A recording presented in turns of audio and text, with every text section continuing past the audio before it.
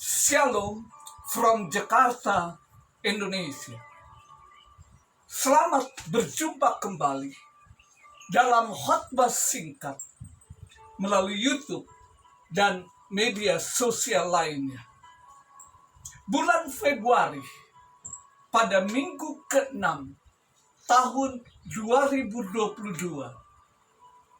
Khotbah singkat berisikan 3 topik kehidupan kekristenan yang relevan dengan kondisi kekinian, yaitu topik ke-15, Tuhan, Penjunan, dan Aku, Tanah Liat. Khotbahnya sudah tersedia pada YouTube akun Berti Wauruntu. Topik ke-16, kami adalah biji matanya Allah. Topik ke-17, peduli Kristus, peduli beban orang lain. Kita masuk topik ke-16. Kami adalah biji matanya Allah. Sebagai pendahuluan, dinyatakan bahwa umat Israel digambarkan sebagai biji mata Tuhan. Hal ini terlihat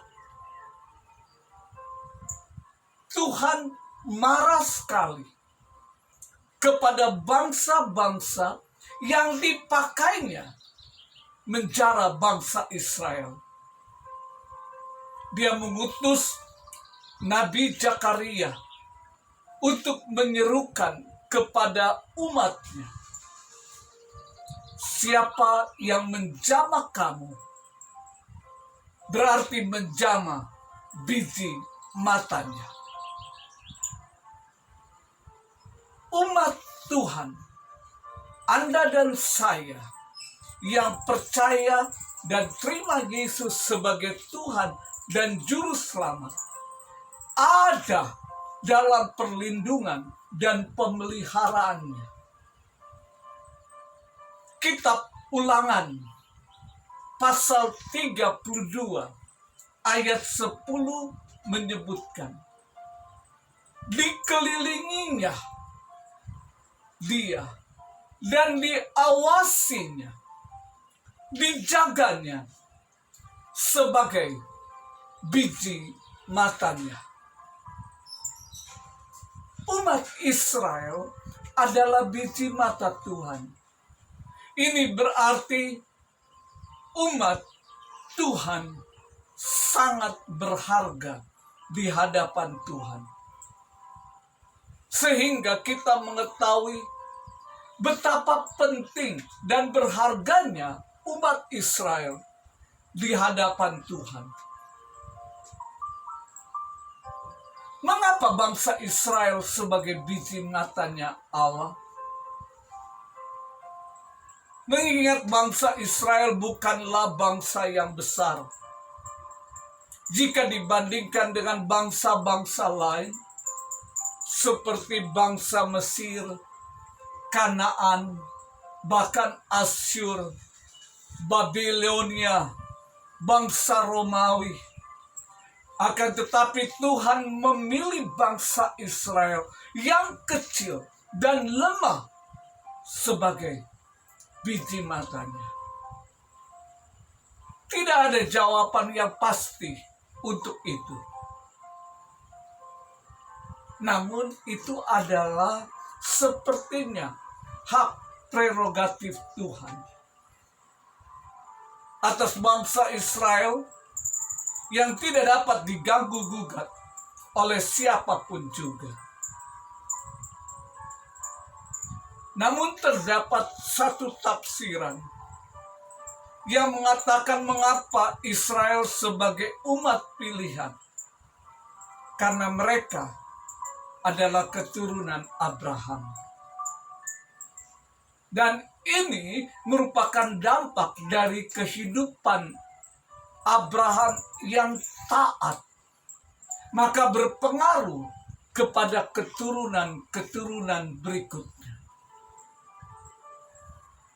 Namun Rasul Paulus memiliki pandangan yang berbeda, yaitu umat Israel adalah pilihan Allah yang Allah tetapkan sendiri, seperti yang dinyatakannya dalam Roma pasal 9 ayat 6 sampai 10.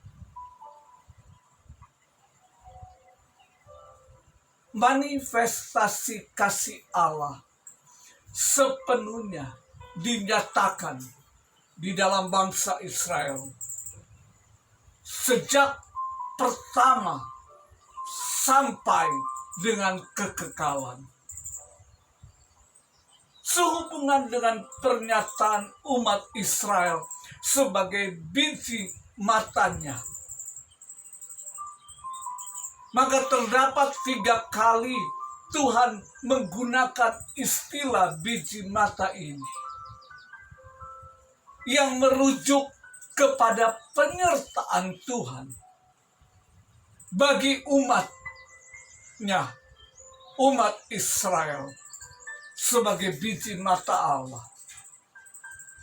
Yang pertama, Anda bisa baca di dalam Ulangan pasal 32 ayat 10 bagian B. Dikatakan, dikelilinginya dia dan diawasinya, dijaganya sebagai biji matanya. Yang kedua, Mazmur 17 ayat 8. Peliharalah aku seperti biji mata, sembunyikanlah aku dalam naungan sayapmu. Mazmur 17 ayat 8. Dan yang ketiga, Zakaria 2 ayat ke-8. Siapa yang menjamah kamu, berarti menjamah biji matanya.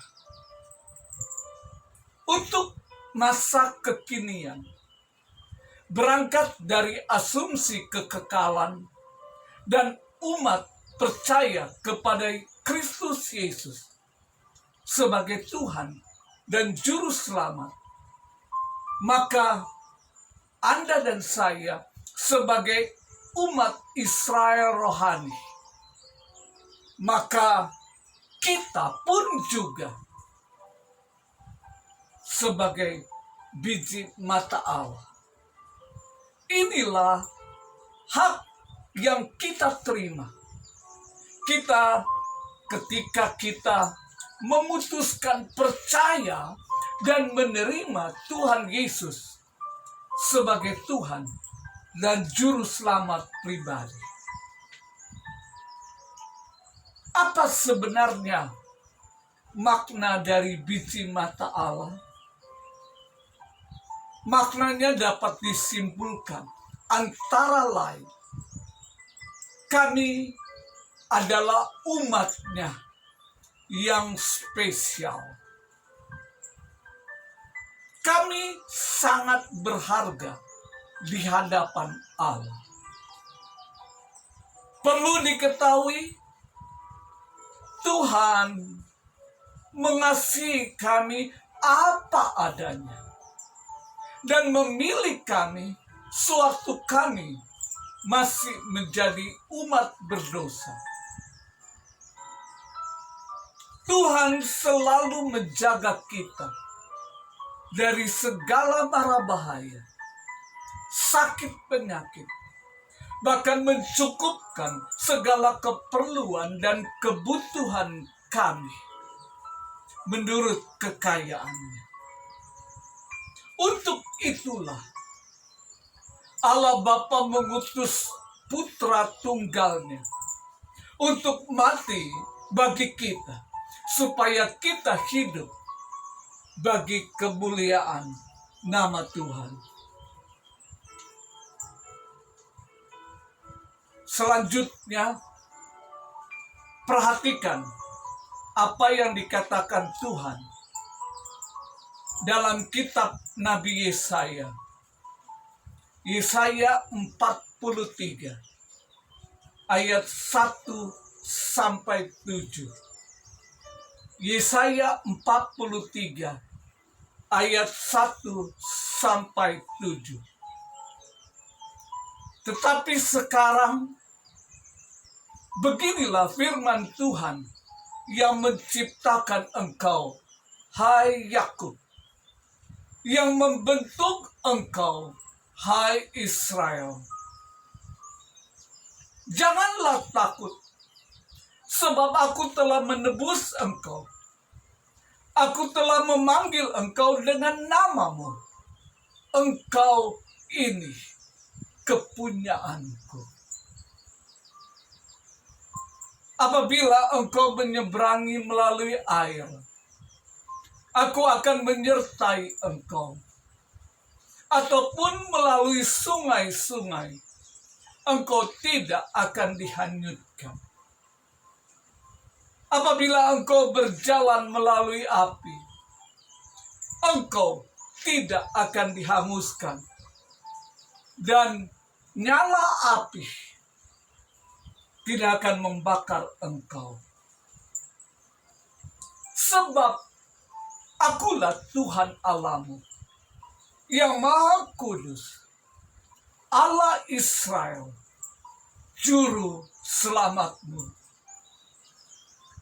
Aku menebus engkau dengan Mesir, dan memberikan Ethiopia dan Sheba sebagai gantimu. Oleh karena engkau berharga di mataku dan mulia, dan aku ini mengasihi engkau, maka aku memberikan manusia sebagai gantimu, dan bangsa-bangsa sebagai ganti nyawamu. Janganlah takut, aku ini menyertai engkau. Aku akan mendatangkan anak cucumu dari timur, dan aku akan menghimpun engkau dari barat. Aku akan berkata kepada utara, berikanlah, dan kepada selatan, janganlah tahan-tahan. Bawa anak laki-lakiku dari jauh, dan anak-anakku perempuan dari ujung-ujung bumi. Semua orang yang disebutkan dengan namaku, yang kuciptakan untuk kemuliaanku, yang kubentuk, dan yang juga kujadikan. Haleluya. Umat percaya selaku biji matanya Allah juga dapat belajar dari pengalaman Raja Daud saat meminta Tuhan untuk menjaga sebagai biji matanya Tuhan. Bayangkan saat kita melindungi biji mata kita dari debu, kotoran, mara bahaya yang bisa menyerang biji mata kita. Apakah kita akan membiarkan sesuatu menyentuh biji mata kita atau mendekatinya? Tentu saja tidak. Dan itu adalah wajar. Dan terlebih wajar lagi, inilah kepentingan Allah untuk melindungi biji matanya. Daud juga memohon kepada Tuhan, untuk menyembunyikan dirinya di bawah naungan sayap Tuhan. Seperti induk burung melindungi anak-anaknya di bawah sayap-sayapnya. Puji Tuhan, Tuhan setia.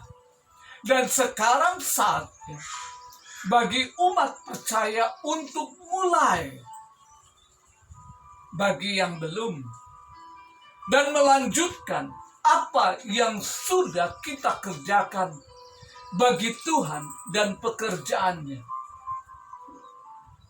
Sepanjang waktu dan kesempatan masih terbuka lebar. Apabila saatnya tiba, maka pintu kesempatan akan ditutup dan sudah tidak ada waktunya lagi untuk bekerja bagi Tuhan. 46 minggu masih tersedia pada tahun 2022 untuk kita sama-sama bekerja bagi Tuhan dan pekerjaan. Terpujilah nama Tuhan Yesus kekal selama-lamanya.